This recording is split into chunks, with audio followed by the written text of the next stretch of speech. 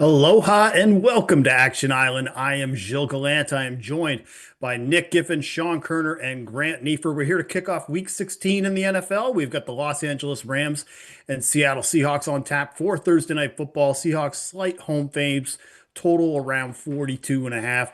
And we're coming off a win. Nick, we hit that 16 to 1 parlay on Monday. So it's happy just to get a win here. So we're going to try to get another win here for Thursday Night Football. We're going to build a four-leg same-game parlay to sweat for this matchup. So here's what we do. Four of us are going to give our two favorite bets for tonight's game. Then the three of us will vote on those picks, and we're going to decide which parlay leg will stay and which one will head off the island. By the end of the show, we should have a four-leg same-game parlay. Now, if you want to tail any of the bets that are given out on this show, we give out quick slip links, and we drop those in the YouTube chat. So you click that link, that'll take you directly to the sportsbook where you can tail that bet, get the best lines and the best odds. So use those links, and you can thank us later. So Grant Neiffer is up first, and I believe you have a touchdown prop and a passing yards prop. What are we doing today? Yeah. So first one going with Colby Parkinson's to score. You can find him plus 220 to plus 240. Honestly, I like him in all those lines. And I mean, I may be missing something on this, but this just seems absurdly bad odds. I mean, he scored in five out of the last six games, six TDs in that span. Should see some increased touchdown equity without Adams in there. I know that the matchup is a tough one going up against Seattle overall, but Seattle has been most vulnerable against the opposing tight ends. And the Rams are probably going to run with multiple tight ends. Parkinson had an season high 86% rate last week, so he's going to be in there a lot. They're going to lean on him more considering the matchup and no Adams. So everything kind of points towards a Parkinson touchdown. I mean, you can go with any of the tight ends probably, and the odds are all a little bit too high, but this one, just with his recent form, seems far too high.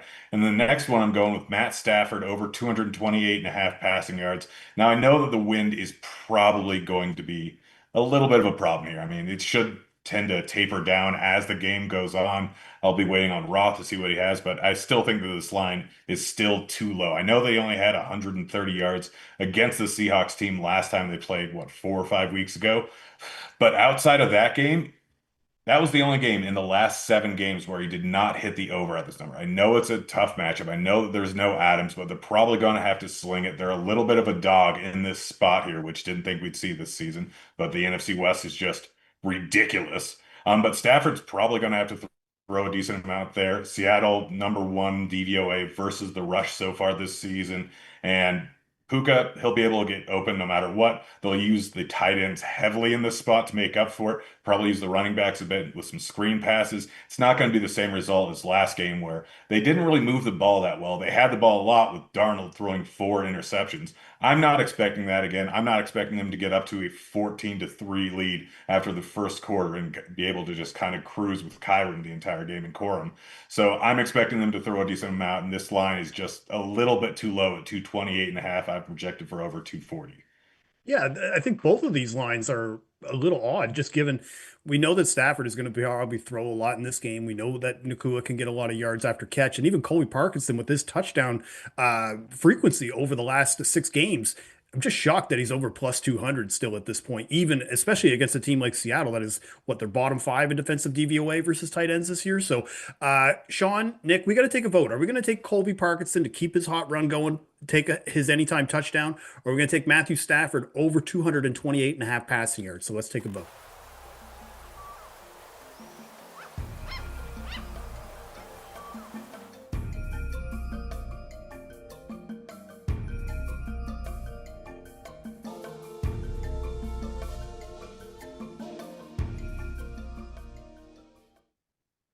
All right, I ended up voting for Stafford. It's not that I don't think Parkinson. All right, what do we got? Colby Parkinson. Okay, so I'm going to get outvoted. That's okay because I think if Parkinson does score, we're likely looking good at that Stafford prop as well. So those are the two props from Grant. Colby Parkinson, anytime touchdown at plus 240, and Matthew Stafford over 228 and a half passing yards. Quick slip links dropped in the YouTube chat if you want to tail either of those bets. But Colby Parkinson touchdown is going to be the first leg of this same game parlay. We now move to Sean Koerner.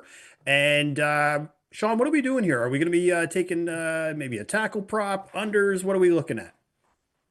I wish we could do tackle props. Unfortunately, I think they would move too fast and we can't Yes. parlay them everywhere. So I'm going to go with my official prop for tonight. Zach Charbonnet under 34 and a half rushing yards. I noted in my betting preview for this game that Seattle has been much more pass heavy since their week 11 loss to the Rams.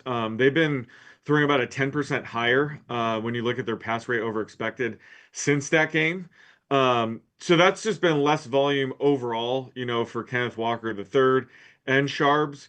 Plus, they tend to mix in, JSN, Rashid Shaheed, AJ Barner, the tush push. They do mix in other players into the running attack as well, which also chips away at, Charbonnet's ceiling in this market.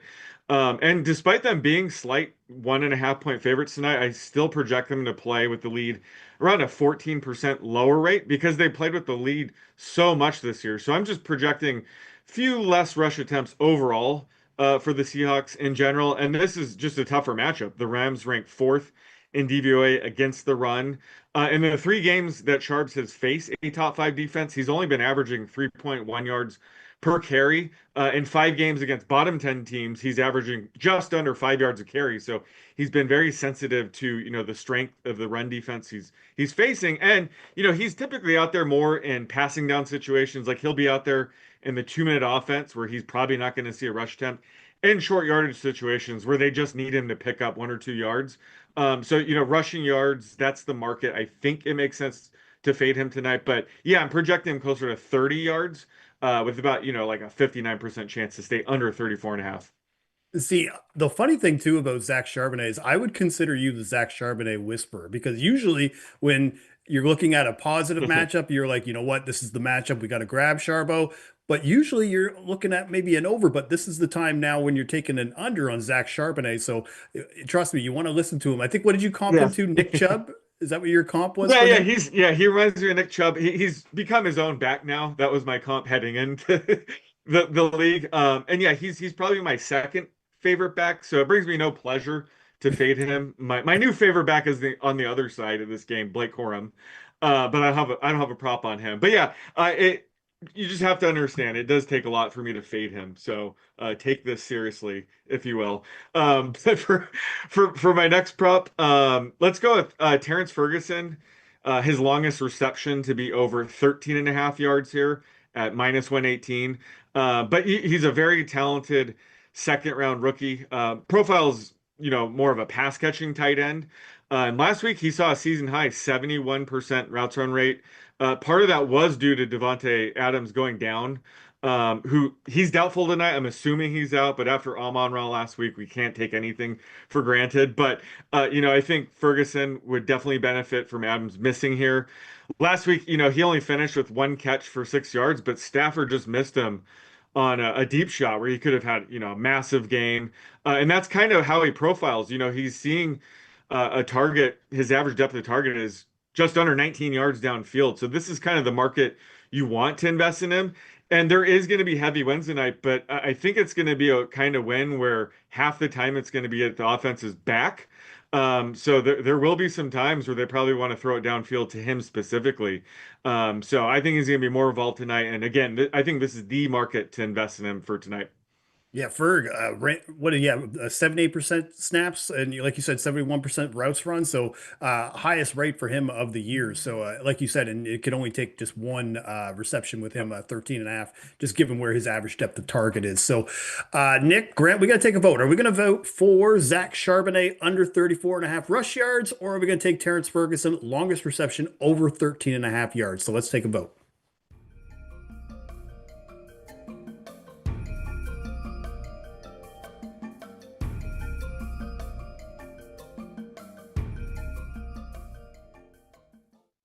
All right, it pains me to do it. I'm gonna fade the official. What? Yeah, of course Nick has to put it official prop. Of course, yes, because when I do that, that's usually when I get burned when I fade the official prop. So, but Grant, I saw that you voted for Ferg, so you're on my side with me.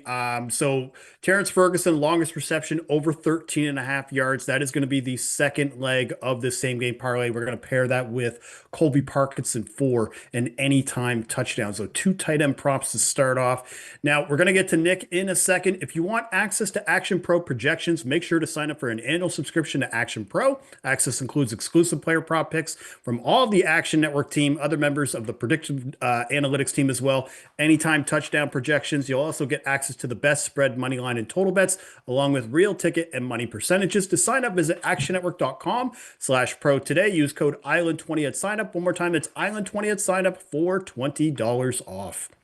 Okay. Dr. Nick Giffen, I have to ask your medical opinion.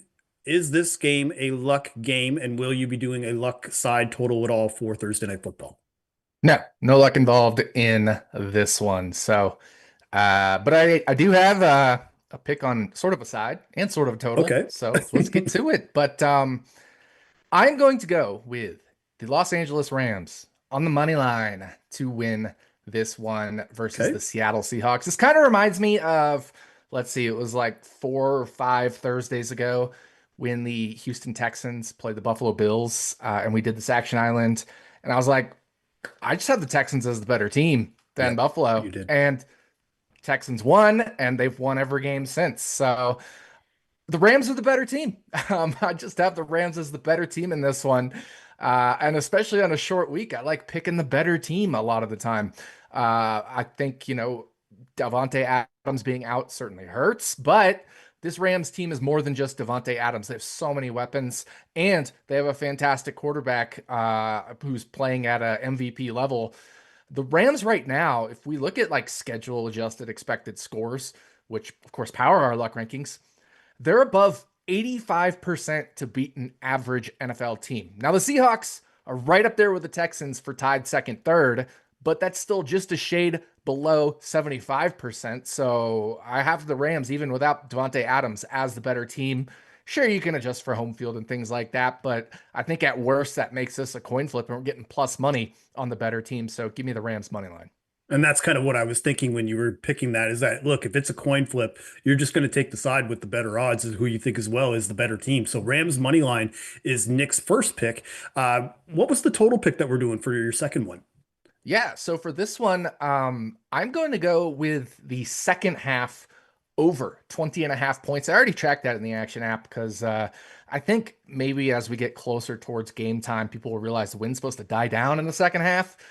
And the first half total at FanDuel was 22.5, but the second half total was 20.5. Like, why is it 2 points lower when the wind is supposed to be calmer towards the end of the game? Kind of weird there. And then I looked at the pace splits, which I like doing. And it doesn't matter if either team is leading or even if, Seattle is leading by a touchdown and they're technically the favored team here. None of those pace splits are going to be appreciably negative, right? There might be like a 0.1 or 0.2 negative on some of these for seconds per play, but that doesn't really affect things. The only pace split that would be significantly negative is if the Rams are leading by a touchdown plus, but again, Seattle's favored here. I think wrongly, but they're favored. Our schedule adjusted expected scores, get this, would be in the 50s without wind, rain, factoring in this is the second meeting between divisional rivals, Davante Adams out, right? So all those things certainly should knock this down below that 50 number. But you get the idea. That is a long way to get knocked down. And the total of this game is 42.5, 43 right now. So I think it's just too low. And if we look at the first meeting between these two teams, they scored 40 points. But by expected score, they should have scored north of 50 points. And of course, yes, that was in Los Angeles, but you get the idea. I think 43 for the total is even 42.5. I feel like is a little bit too low. But I know a lot of smart people are on the under even at 42.5. So I'd rather just go to one of these halves. And I think the second half is just too low here at 20.5. Yeah. And I think we're all kind of thinking the same thing, that, the first half just could be a little bit slower just due to the weather, divisional game, teams trying to figure each other out, so I love this angle as well. So both Rams money line and the second half over 20.5. Those are the two picks from Nick. So Grant, Sean, we got to take a vote. Are we going to take the Rams to get another win over the Seahawks, or are we just going to take the second half over 20.5? So let's take a vote.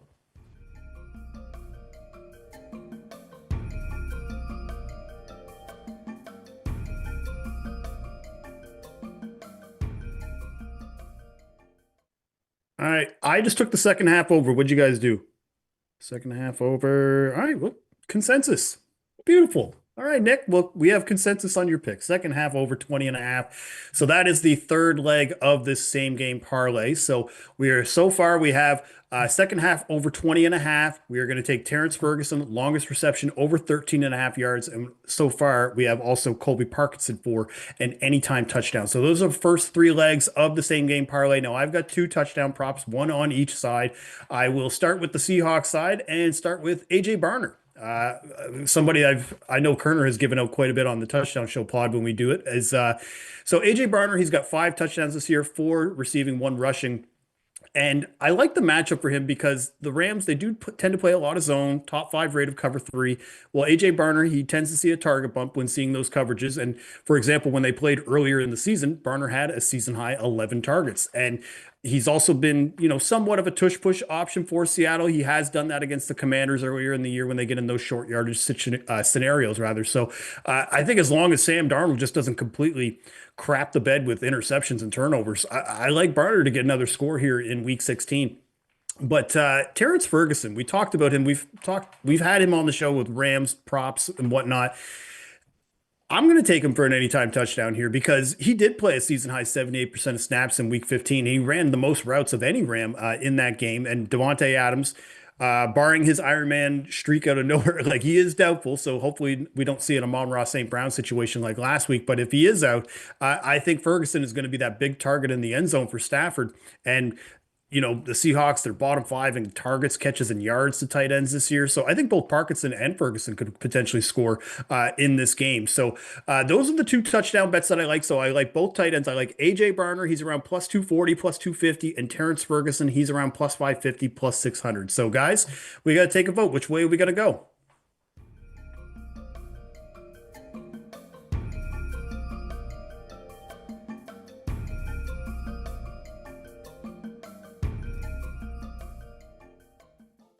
All right, we adding a second Ram tight end touchdown to this parlay, or are we going to do AJ Barner? What are we doing? AJ Barner. Okay.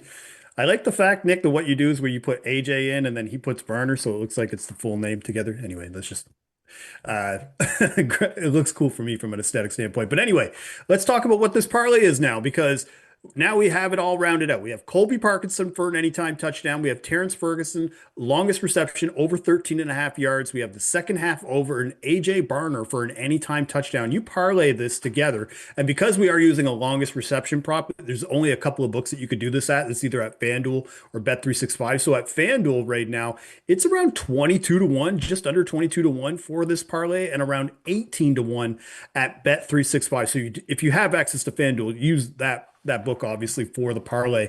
Nick, I'll come back to you. How are you feeling about this parlay? 2 touchdown props, and I know you were saying that there's some people that you trust that are probably taking the full game over here. How do we feel about this parlay and just, and what the odds are?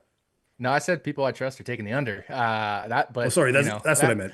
Yeah. So, but I like I said, I like the second half over, and that correlates with touchdowns. So, let's have a second half shootout, get some touchdowns as that wind dies down, and maybe one of those part of that shootout will be a long pass to Terrence Ferguson. Absolutely. All right. Well, that is all for us today. Thank you for watching Action Island for Thursday Night Football. Also, a reminder, join the Action Network Discord. There's a great chat community going on in there during the primetime games as well. Nick and Grant, you guys are going to be doing Bet What Happens live tonight at halftime for Thursday Night Football. That starts at the 2-minute warning. So we'll be back on the island on Monday. We're going to wrap up Week 16 with the San Francisco 49ers and the old man Rivers himself, Indianapolis Colts. So on behalf of Nick Giffen, Grant Neiffer, Sean Koerner, I'm Gilles Gallant. Aloha and bon chance.